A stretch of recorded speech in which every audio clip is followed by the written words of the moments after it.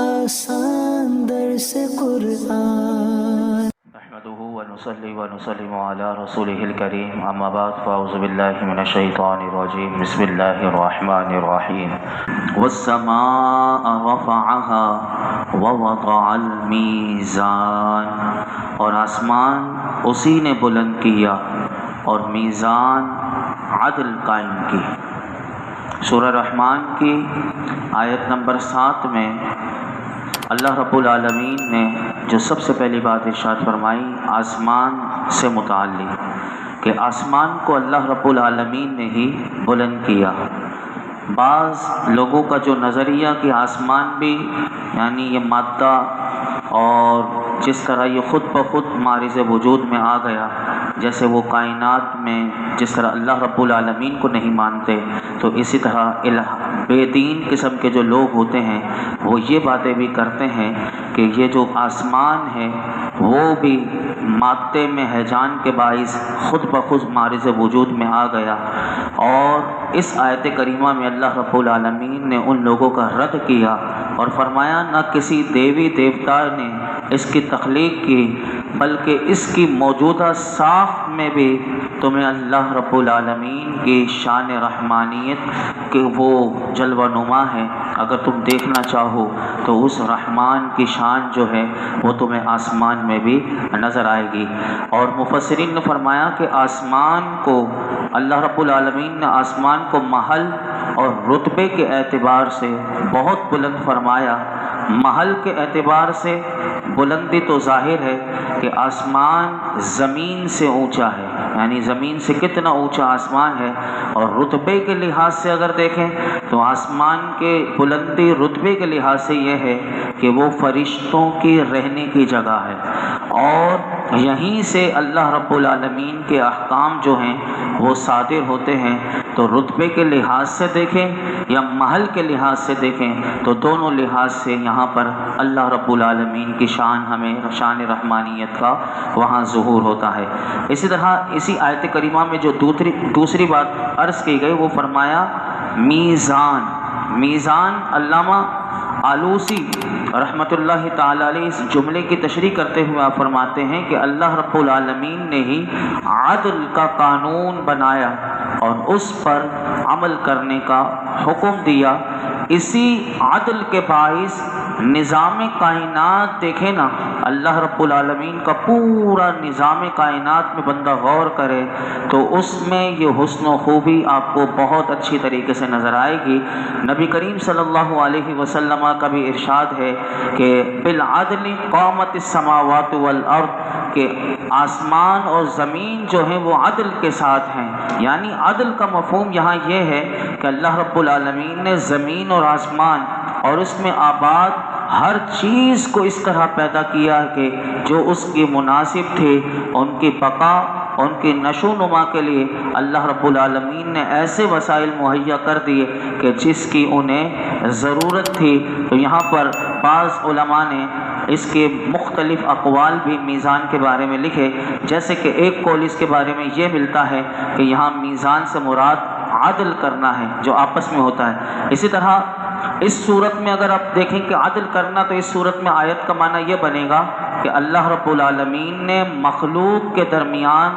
تمام معاملات میں لوگوں کو عدل کرنے کا حکم دیا۔ اور ایک قول اس کے بارے میں یہ ہے کہ میزان سے مراد وہ تمام آلات ہیں کہ جن سے اشیاء کا وزن کیا جائے اور ان کی مقداریں معلوم کی جائیں، جیسے ترازو ہیں، اشیاء ناپنے کے آلات اور پیمانے وغیرہ۔ تو اب اس صورت میں اگر آیت کے معنی اگر آپ دیکھیں تو اس کے یہ معنی بنیں گے کہ اللہ رب العالمین نے زمین پر اشیاء ناپنے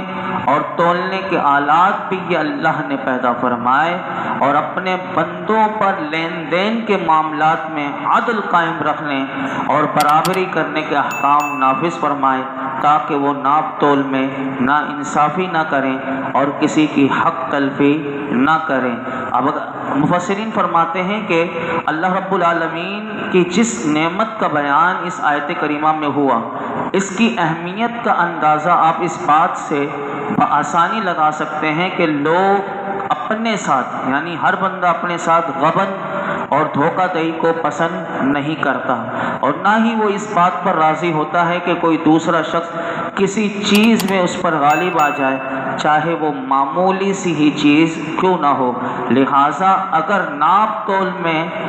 اور ناپ تول کے معاملات میں عدل و انصاف اور برابری نہ ہو تو پھر ہوتا یہ ہے کہ معاشرے میں جھگڑے اور فسادات برپا ہوتے ہیں، اور آپس میں جو بغض اور اناد پیدا ہوگا وہ کسی عقل مند سے ڈھکا چھپا نہیں۔ اور حضرت قتادہ رضی اللہ تعالیٰ عنہ اسی آیت کریمہ کی تفسیر کرتے ہوئے آپ فرماتے ہیں، اے انسان تو دوسروں کے ساتھ اسی طرح انصاف کر کہ جس طرح تجھے پسند ہے کہ تیرے ساتھ انصاف کیا جائے، تو دوسروں کے ساتھ اسی طرح پورا ناپ تول کر دے جیسے تجھے پورا ناپ تول کر لینا پسند ہے، کیونکہ عدل و انصاف سے ہی لوگوں کے حالات جو ہیں وہ درست رہ سکتے ہیں۔ آج لوگوں کے بھی معاملات درست نہیں ہیں، اس میں کہیں نہ کہیں خرابی، ہم عدل کو اس کو پورا نہیں کرتے، اس کے تقاضوں کو ناپ تول میں کوئی نہ کوئی ڈنڈی مار رہا ہوتا ہے، اسی وجہ سے آج لوگوں کے دیکھیے معاملات جو ہیں وہ خراب ہو رہے ہیں۔ پھر آگے اللہ رب العالمین نے کیا ارشاد فرمایا، سنیے، فرمایا وَأَقِيمُوا الْوَزْنَ بِالْقِسْطِ وَلَا تُخْسِرُوا الْمِيزَانَ۔ اب دیکھیں پیچھے والی آیت کو اگر آپ سنیں پھر اس کا ترجمہ سنیں، فرمایا کہ تولنے میں ناانصافی نہ کرو۔ اس آیت کریمہ میں فرمایا اور انصاف کے ساتھ تول قائم کرو اور وزن نہ گھٹاؤ، یعنی جب تم لوگوں کے لیے کوئی چیز ناپو تولو تو انصاف کے ساتھ۔ اب یہ دیکھیے لفظ اللہ رب العالمین نے ارشاد فرمایا انصاف کے ساتھ، عدل کے ساتھ، یعنی پورا ناپ تول کرو اور اس چیز کا وزن کم نہ کرو۔ ہمارے معاشرے میں ایسا ہوتا ہے جلد سے جلد تول کے فٹافٹ دے رہے ہوتے ہیں، کہ اب یہ انصاف اس کی نظر سے دیکھا جائے تو کسی نہ کسی کے ساتھ کم ہوتا ہے اور کسی کو دے بھی دیتے ہیں۔ بہرحال اس آیت کریمہ میں اگر آپ دیکھیں تو وزن کے تحت اگر آپ دیکھیں تو یہاں اللہ رب العالمین نے ایک بات کی طرف اشارہ کیا ہے کہ جب تم ایسی کائنات میں رہتے ہو کہ جہاں عدل و انصاف کی فرمان روائی ہے، یعنی پہلے اگر آپ پیچھے آیات میں دیکھیں تو اللہ رب العالمین نے کیسے پورے نظام کو بتایا، کیسے اللہ نے پورا نظام کس عدل سے بنایا کہ ہر ایک چیز اپنے حساب سے اس کے تحت چل رہی ہے۔ تو فرمایا جب تم ایسی کائنات میں رہتے ہو کہ جہاں عدل اور انصاف کی فرمان روائی ہے، ہر اعلیٰ اور ادنیٰ چیز قانون اور ضابطے کی پابند ہے، تو اے اولاد آدم تمہیں بھی ضروری ہے کہ اپنے قول اور عمل میں بھی عدل و انصاف کو ملحوظ رکھو۔ اور یہاں پر علماء کرام نے اور مزید بات ارشاد فرمائی کہ اس آیت میں غور کرنے سے ہمیں یہ بھی پتہ چلتا ہے کہ اللہ رب العالمین نے ہمیں کاروبار میں دیانت داری کا سبق اس آیت کریمہ میں دیا ہے، کہ کاروبار میں دیانت داری پر سختی سے عمل کرنے کا اس آیت کریمہ میں حکم دیا گیا کہ یہ بھی اس کی شان رحمانیت کا ظہور ہے۔ جس معاشرے میں یاد رکھیے گا کہ لین دین میں دیانت داری ختم ہو جاتی ہے، بد دیانتی اور لوٹ خسوٹ کا رواج ہو جاتا ہے، وہ معاشرہ زیادہ دیر تک پھل پھول نہیں سکتا اور وہ ایسی اخلاقی اور معاشی بحرانوں میں پھنس جاتا ہے کہ جس سے اس کا بچ نکلنا ممکن نہیں رہتا۔ اور اللہ تعالیٰ کا لطف و کرم ہی ہے کہ اس نے ہمیں اس راہ پر قدم اٹھانے سے روک دیا کہ جو ہماری بربادی کی طرف لے جاتے ہیں۔ اگر آپ قرآن میں دیکھیں تو کئی مقامات پر ہیں کہ جہاں اللہ رب العالمین نے پورا تولنے کا، صرف یہ سورہ رحمان میں نہیں بلکہ سورہ مطففین جس سورت کا نام ہے اس کا جو آغاز ہوتا ہے وہ کیسے ہوتا ہے، فرمایا ویل للمطففین، کم تولنے والوں کے لیے خرابی ہے، بربادی ہے، الذین اذا اکتالوا علی الناس یستوفون، فرمایا کہ وہ لوگ کہ جب دوسروں سے ناپ تول لیں تو پورا وصول کریں،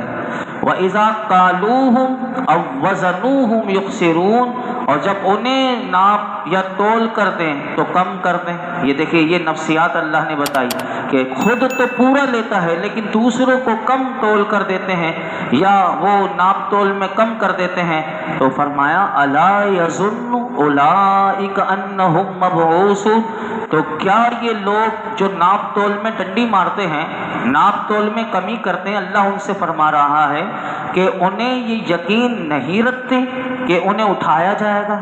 یعنی انہیں یہ یقین نہیں ہے کہ انہیں کل قیامت کے دن اٹھایا جائے گا، لیوم عظیم،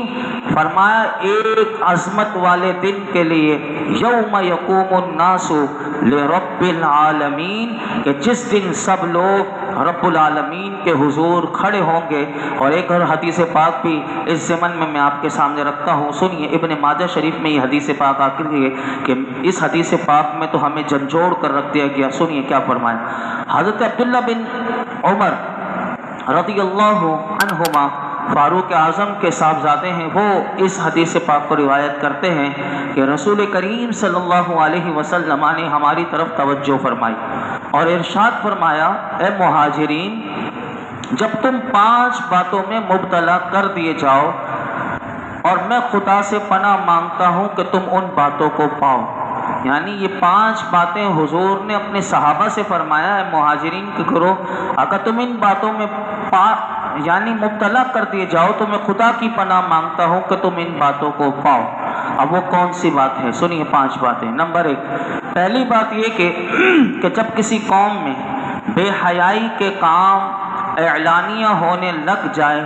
تو ان میں طاعون اور وہ بیماریاں عام ہو جاتی ہیں جو پہلے کبھی ظاہر نہ ہوئی تھی۔ اب دیکھیے، آج زنا کے نام کو ڈیٹ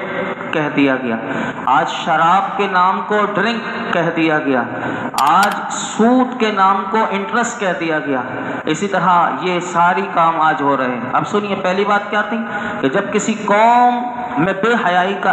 عام اعلانیہ ہونے لگ جائے، اب دیکھیے آپ آج کتنا آسان کر دیا گیا بے حیائی کو، اعلانیہ جو کرنا چاہے جس طرح کرنا چاہے، لیکن کوئی پوچھنے والا نہیں۔ تو میرے آقا فرماتے ہیں ان میں طاعون اور وہ بیماریاں عام ہو جاتی ہیں جو پہلے کبھی ظاہر نہ ہوئی تھی۔ آج تک ایسی ایسی بیماریاں آ رہی ہیں جو کبھی کسی انسان نے سنی نہیں، وہ ہو رہا ہے۔ دوسری بات فرمایا، جب لوگ ناپ تول میں کمی کرنے لگ جائیں تو ان پر قحط اور مصیبتیں نازل ہوتی ہیں اور بادشاہ ان پر ظلم کرتے ہیں۔ تیسری بات یہ فرمائی کہ جب لوگ زکوٰۃ کی ادائیگی چھوڑ دیتے ہیں تو اللہ تبارک و تعالی بارش کو روک دیتا ہے۔ اگر زمین پر چوپائے نہ ہوتے تو آسمان سے پانی کا ایک قطرہ بھی نہ گرتا۔ چوتھی بات میرے آقا نے ارشاد فرمائی، جب لوگ اللہ اور اس کے رسول کے عہد کو، وعدے کو توڑ دیتے ہیں تو اللہ رب العالمین ان پر ان کے غیروں میں سے دشمنوں کو مسلط کر دے گا تو وہ ان کا مال وغیرہ چھین لیتے ہیں۔ اگر ہم دیکھیں تو آج اللہ اور اللہ کے رسول کے عہد کو جو پاکستان بنانے میں جو سب نے کیا تھا وہ توڑ دیا گیا، تو بتائیے دشمن مسلط ہے یا نہیں؟ آج وہ دشمن مال وہ چھیننے میں لگا ہوا ہے کہ کسی بھی طریقے سے بس مال چھین لے، لوگوں کے پاس کچھ بھی نہ رہے اور ہر بندہ بس ٹینشن میں رہے، اور یہ کسی نہ کسی ذریعے سے ٹیکسز کے انبار لگا دیے ہیں اور ایسے ناجائز ٹیکسز ہیں، لیکن کسی کی مجال ہے کہ کوئی بول پائے کہ دیکھیے کسی کی زبان نہیں کھلتی۔ آج بجلی میں، گیس میں، ہر چیز میں ناجائز ٹیکسز کی بھرمار لگی ہوئی ہے، لیکن کسی کی زبان نہیں کھل رہی۔ تو یہ وہی بات ہے کہ جب لوگ اللہ اور اس کے رسول کے عہد کو توڑ دیتے ہیں تو اللہ تبارک و تعالی ان پر، ان کے غیروں میں سے دشمنوں کو مسلط کر دیتا ہے تو وہ ان کا مال وغیرہ چھین لیتے ہیں۔ پانچویں بات میرے آقا نے یہ ارشاد فرمائی، جب مسلمان حکمران اللہ کے قانون کو چھوڑ کر دوسرا قانون اور اللہ کے احکام میں سے کچھ لیتے ہیں، کچھ چھوڑ دیتے ہیں، تو میرے آقا نے فرمایا پھر اللہ ان کے درمیان اختلاف پیدا فرما دیتا ہے۔ تو یہاں سے ہمیں بات یہ سیکھنے کو ملی کہ جب بھی انسان ناپ تول کرے تو یہی ہمیں حکم دیا گیا سورہ رحمان میں کہ انصاف کے ساتھ تول قائم کرو اور وزن کو نہ گھٹاؤ، اور اسی طرح جو یہ کام کرتے ہیں تو قرآن کہتا ہے اوفوا الکیل ولا تکونوا من المخسرین، اے لوگوں ناپ تول پورا کرو اور ناپ تول گھٹانے والوں میں سے نہ ہو جاؤ، ولا تبخسوا الناس اشیاءهم ولا تعثوا فی الارض مفسدین، اور لوگوں کو ان کی چیزیں کم کر کے نہ دو اور زمین میں فساد پھیلاتے نہ پھرو۔ گویا کہ یہ جو ناپ تول میں کمی کرنے والے لوگ ہیں یہی زمین میں فساد پھیلانے والے لوگ ہیں۔ اللہ ایسے کاموں سے ہمیں محفوظ فرمائے۔ آگے ارشاد فرمایا والارض وضعها للانام فیہا فاکہۃ والنخل ذات الاکمام والحب ذو العصف والریحان فبأي آلاء ربكما تكذبان، اور اس نے مخلوق کے لیے زمین رکھی،